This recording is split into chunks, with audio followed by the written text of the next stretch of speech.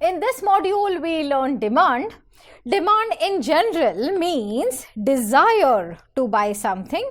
But in economics, demand means effective demand, and hence it refers to desire to buy a commodity, and it should be backed by willingness and ability to purchase the commodity.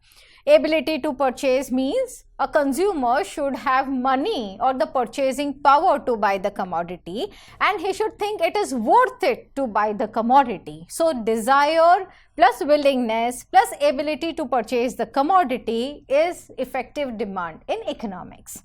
Let's understand a demand statement has following three features. A demand statement is a complete demand statement when it shows the quantity of commodity purchased, the price of the commodity in the market, and the time period when this demand is operating. So, three important features for a demand statement to be a complete demand statement. Let's understand with the help of an example. A household is willing to purchase 2 liters of milk per day at rupees 10 is a complete demand statement because it has the quantity mentioned, it is having the time period mentioned, and the price of the commodity in the market. Let's understand law of demand.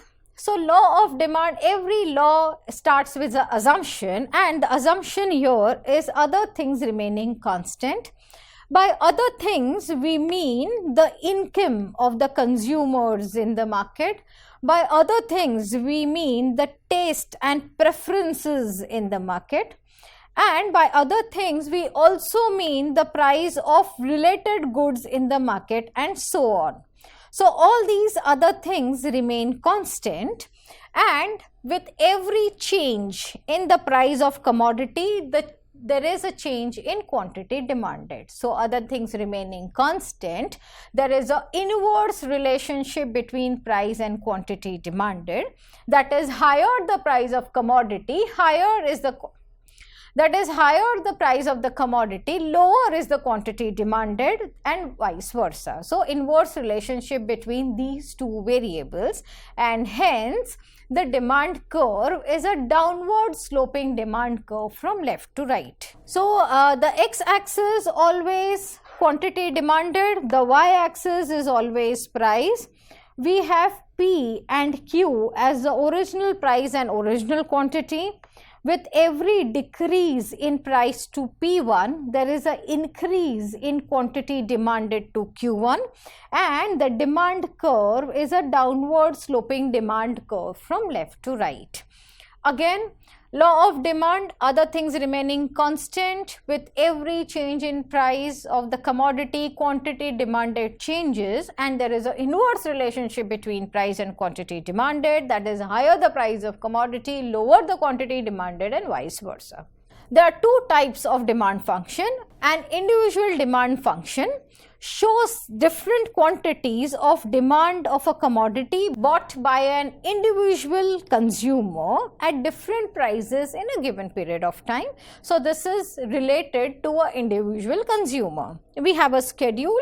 The prices are 20, 16, 12. With every decrease in price, the quantity becomes higher, 2, 3 and 4. And when we plot this, we get a demand curve which is a downward sloping demand curve, because every decrease in price gives rise to increase in quantity demanded. The second type of demand function is a market demand function, which shows different quantities that all the buyers are ready to buy at different prices at a given time. This is relating to only one firm or one industry, say different quantities of car being demanded by multiple buyers. So, let's understand this with the help of a schedule. It is an aggregate of individual demand schedules, meaning it is a summation of individual demand schedule. So, we have price 1, 2, 3, 4. We have demand of consumer A, which is 4, 3, 2 and 1.